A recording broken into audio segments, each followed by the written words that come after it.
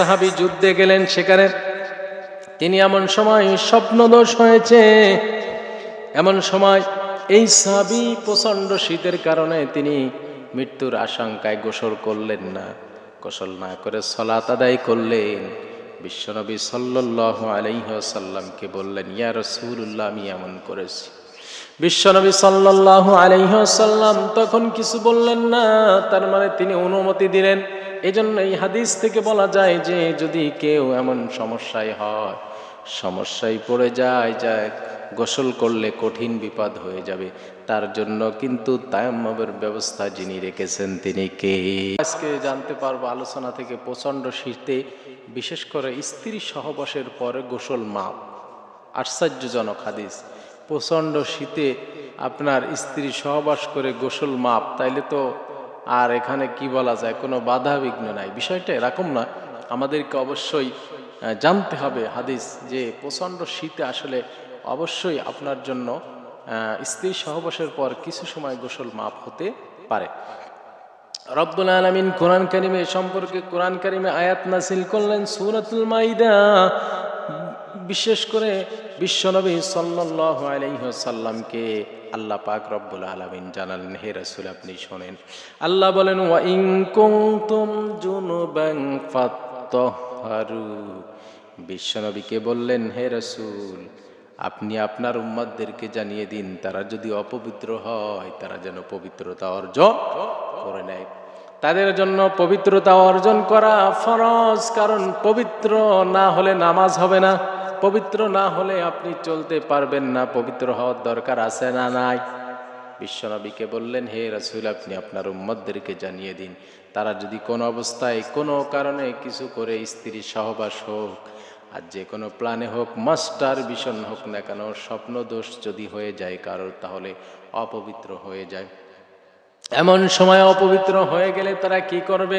অবশ্যই নাজাসাত থেকে তাহারাত অর্জন করার দরকার আছে না নাই? অবশ্যই দরকার আছে।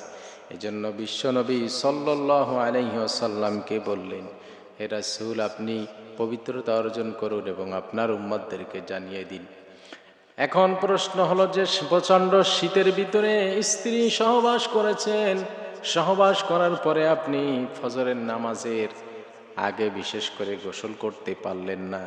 এখানে যারা তাফসীর কারক আছে তারা কিছু সময় বেঁধে দিলেন, যদি স্ত্রী সহবাসের পরে গোসল করা সম্ভব না হয়, সর্বোচ্চ টাইম হলো পরে রক্ত নামাজের আগে, তাকে অবশ্যই গোসল করার দরকার আছে না নাই?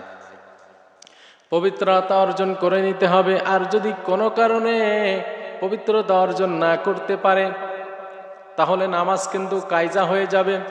এজন্য সালাত আদায় করার জন্য তাকে পবিত্রতা অর্জন করতে হবে। এখানে যদি তার কোনো সমস্যা থাকে তাহলে গরম পানি দ্বারা সুন্দরভাবে সে গোসল করে নেবে। অপরচুনিটি আছে না নাই?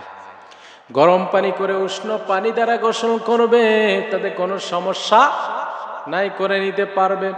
কিন্তু কোনো কারণে এখানে তাফসীর কারকরা বললেন, বিশেষ করে যারা স্কলার আছে তারা বললেন কখন গোসল মাপ হবে।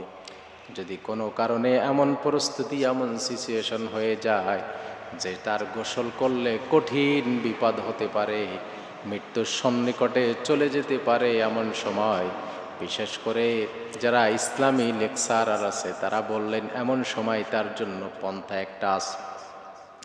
কিন্তু এমন চিন্তা করা যাবে না যে আপনি স্ত্রী সহবাস করেছেন, নাফাক হয়েছেন, নামাজ আপনার মাপ, কোন অবস্থায় নামাজ মাপ নাই, ঠিক কিনা? নামাজ মাপ নাই, কিন্তু একটা অপরচুনিটি, সুযোগ আছে। সেটা হলো যদি এমন হয় যে আপনি গোসল করতে গরম পানিও পেলেন না, আবার এমনি পানিও এমন পেলেন কিন্তু গোসল করলে মৃত্যুর আশঙ্কা এসে যায়, এমন সময় আপনি কি করতে পারেন? আপনাকে তায়াম্মম করতে হবে। পবিত্র মাটি দ্বারা তায়াম্মম করে আপনি তখন সলাত আদায় করে দেবেন। তারপরও কিন্তু সলাত আপনার জন্য মাপ নাই।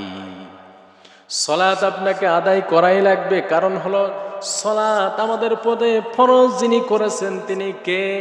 আল্লাহ পাক রব্বুল আলামিন এর জন্য সালাত সম্পর্কে বললেন, ইন্নাস সালাতা তানহা আনিল ফাহশাই ওয়াল মুনকার।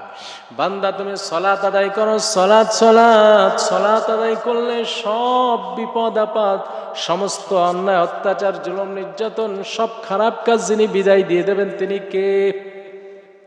এজন্য বিশেষ করে সালাত আদায় করতে হবে। আর সালাত আদায় করার জন্য যদি এমন পরিস্থিতি সিচুয়েশন হয়ে যায় যেখানে গোসল করা আপনার জন্য মারাত্মক বিপদ হয়ে গেছে, আপনি মৃত্যুর সন্নিকটে চলে যাবেন, তখন আপনি তয়াম্মম করে আপনি গোসল না করে সালাত আদায় করতে পারবেন। সেটা স্ত্রী সহবাস হোক না কেন, আর সেটা যদি আপনার স্বপ্ন দোষ হোক, তারপরেও কোনো সমস্যা নাই।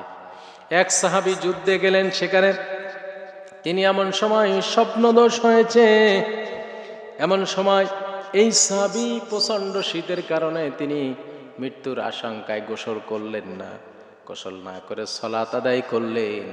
বিশ্বনবী সাল্লাল্লাহু আলাইহি ওয়াসাল্লামকে বললেন, ইয়া রাসূলুল্লাহ, আমি এমন করেছি। বিশ্বনবী সাল্লাল্লাহু আলাইহি ওয়াসাল্লাম তখন কিছু বললেন না, তার মানে তিনি অনুমতি দিলেন। এজন্য এই হাদিস থেকে বলা যায় যে যদি কেউ এমন সমস্যায় হয়, সমস্যায় পড়ে যায় গোসল করলে কঠিন বিপদ হয়ে যাবে, তার জন্য কিন্তু তায়াম্মুমের ব্যবস্থা যিনি রেখেছেন তিনি কে?